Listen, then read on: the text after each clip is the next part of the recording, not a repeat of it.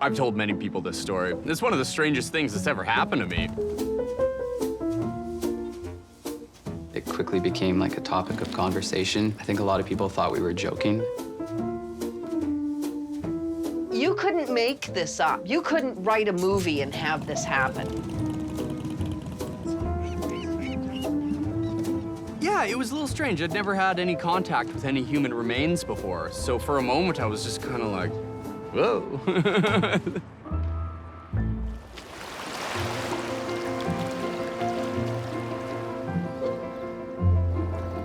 Yeah, back in February of 2016, we were headed down to China Beach, just up the coast from Victoria. I mean, we find all sorts of things on the beach, right? Especially with all the tsunami debris. So it's really interesting to kind of pick things up and try and figure out where they came from. And then Caleb bends over and picks up a glass flip-top bottle.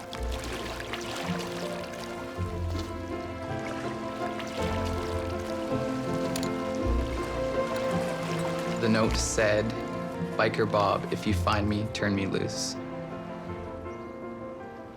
And that's when I saw the ashes for the first time.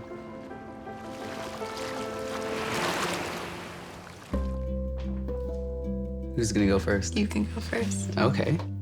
It's definitely something I always did as a kid, right? You know, write a letter and put it in a bottle and toss it out to sea. But I'd never really found one myself. I was captivated. All I could think about was this person and who they were.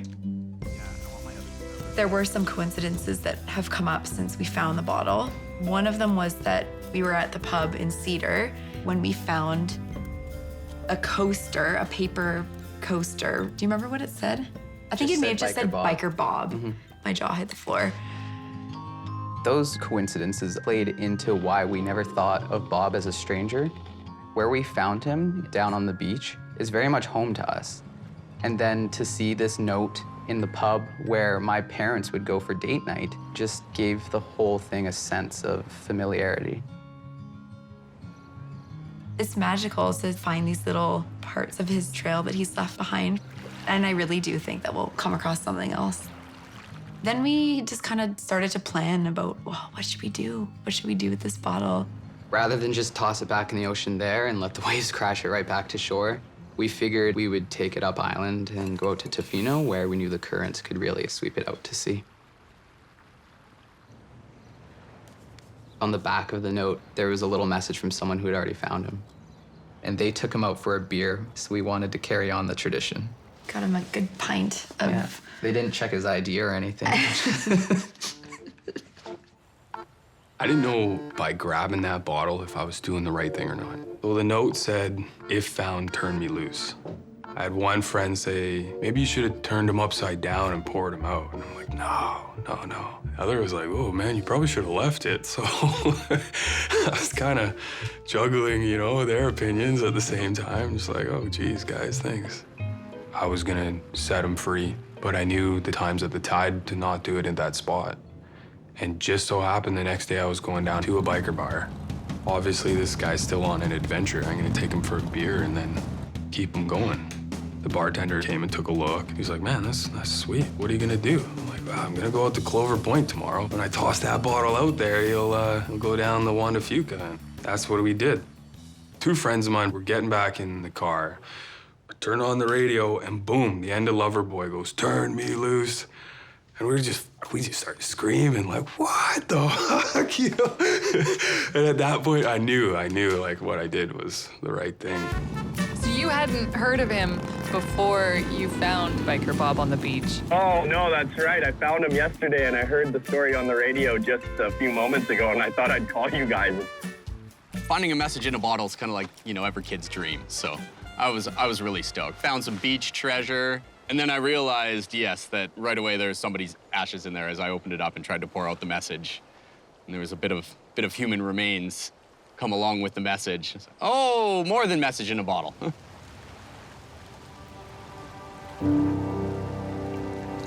I'd already had a couple of close calls. I was a pretty junior rider, and I had this really fast, expensive Harley Davidson. And my mom and there's a bunch of my friends that told me, "You should get rid of that thing, Dave. You're gonna kill yourself on it." I was thinking, you know, after finding the ashes, maybe the universe is trying to tell me something and it's time to give up on the fast bike. So who knows, maybe it saved my life. The plan, when I was talking to the girl on the radio, I told her I own a boat, maybe take him 2 or 3 miles offshore so at least he gets a good go next time. And then that was gonna be the way he was gonna go.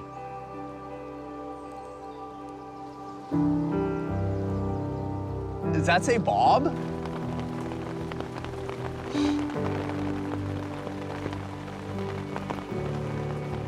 Is that an M? So it's Bob plus M?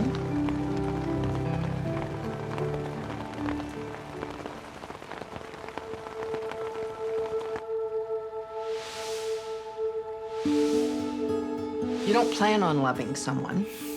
It just happens. It's like dancing with someone. You can dance with all the people at the dance with your eyes closed. And then you dance with the one you came with. They may dance exactly the same as the other person, but you just lean in and smell. It's not their aftershave or anything else, it's just the way they are. And that's that person that can make you feel taken care of.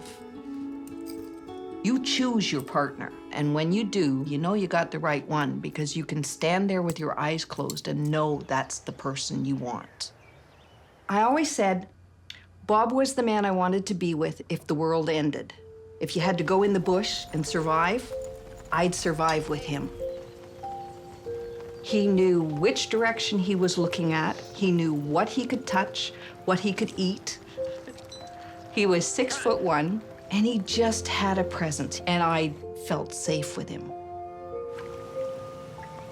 Hey. Oh, he's gonna get wet. Bob was 12 years older than me, and I knew likely he would go before me, just not that day. Burnside Road. Somebody turned left in front of him.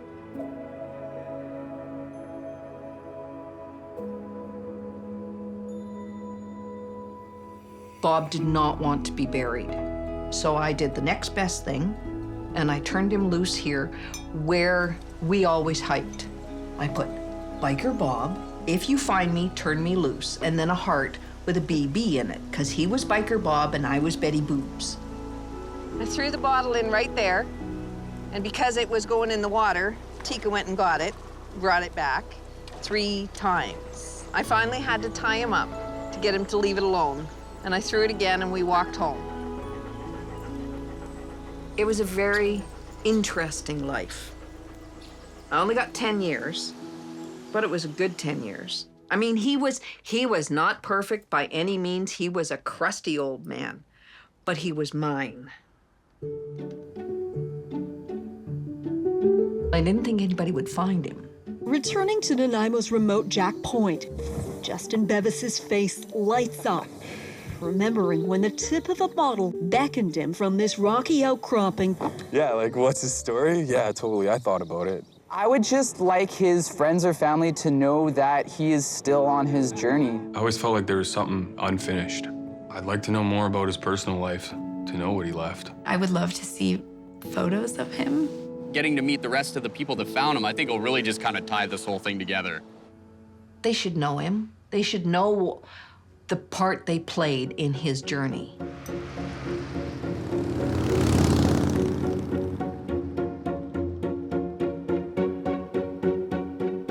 I just want to thank them. What I meant when I said turn him loose was to pour the ashes out on whatever destination they were at. But the bottle itself going was even better. And these guys were honest and they took care of him. They're family now. Or they will be when they get here.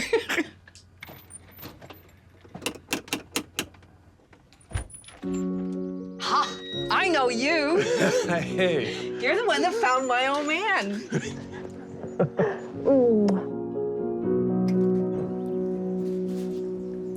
Cheers, Hey guys, everybody. cheers. This is to Bob. We made it to Bob. Bob.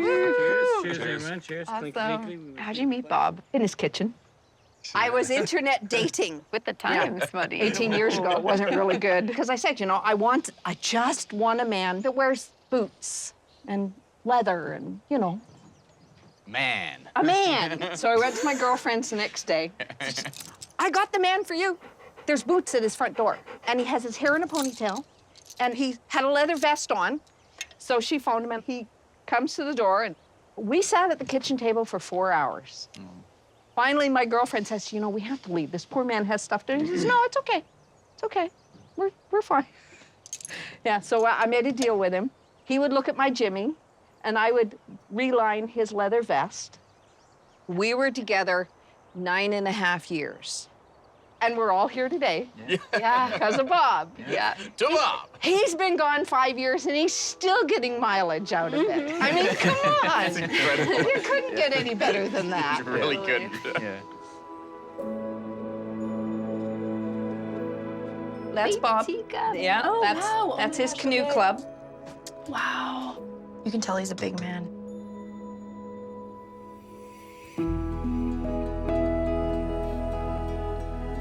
Oh, I'm such an emotional human. This is so cool. Well, you just have to come back and visit, that's all. Yeah. And that's his cabin there. Oh, that's That's the one he built by hand. Oh my God, get out. Yep. So cool. It was an argument that day, the day he had his accident. I'd never gone through the Malahat on the motorcycle. Right. And he said, well, you're not going today. It's first ride of the year, and I go by myself.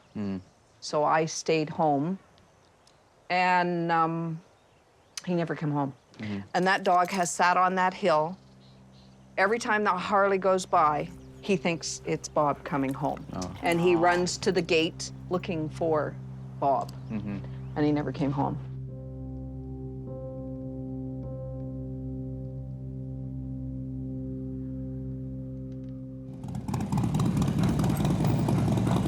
So, Mondine, did you expect any of this to come of tossing a bottle? No. Yeah. I mean, I didn't expect to meet you guys. Yeah. But it is really, so now you know where I live, and you're now family, so you have to come back. And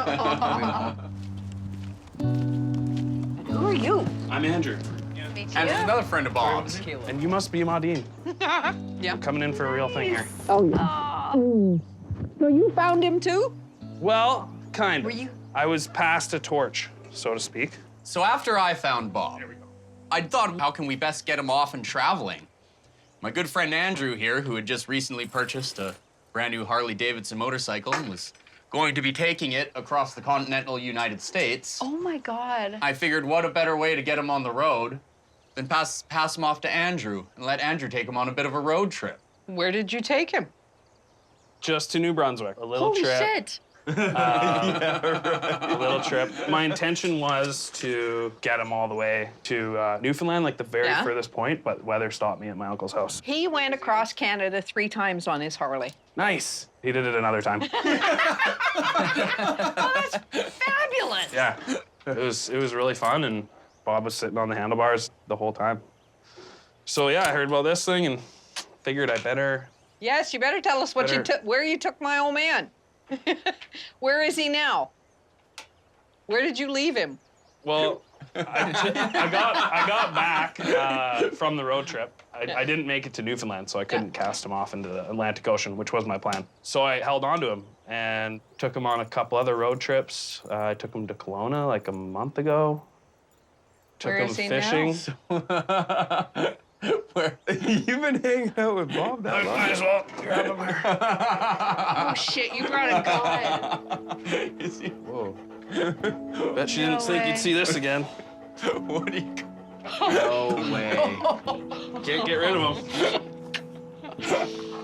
Wow. That's mind-blowing. Right on. Wow. 3 years. Full circle. Yeah. Yeah, we did, I think, 13,000 kilometers all in is what the trip ended up being. Yeah.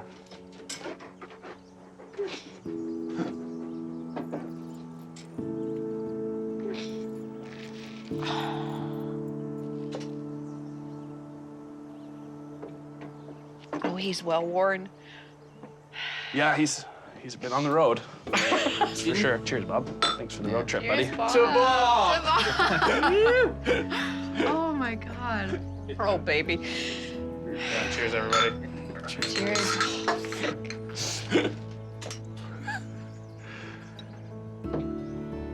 Thank you.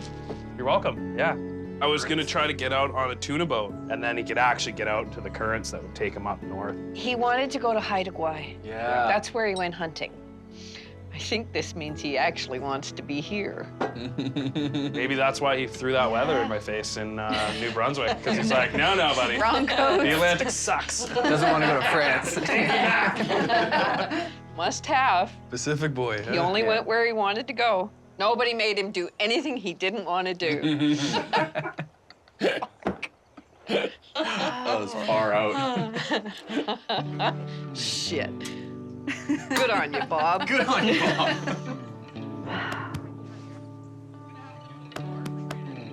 I can't believe he went across the whole country and back again. And he made it all the way back to me. He said he'd never leave me, that he would always be there. And he just proved it.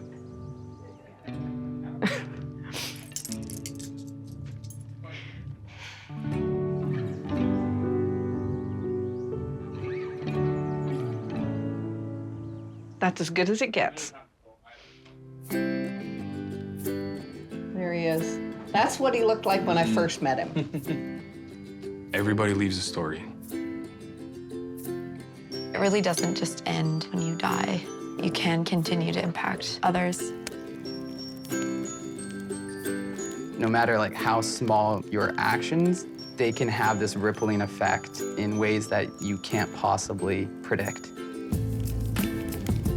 At the end of your life, all you really have left are your memories. The more people you meet, the more experiences you have, I feel like the richer you'll be in the end. I'll never forget about Biker Bob.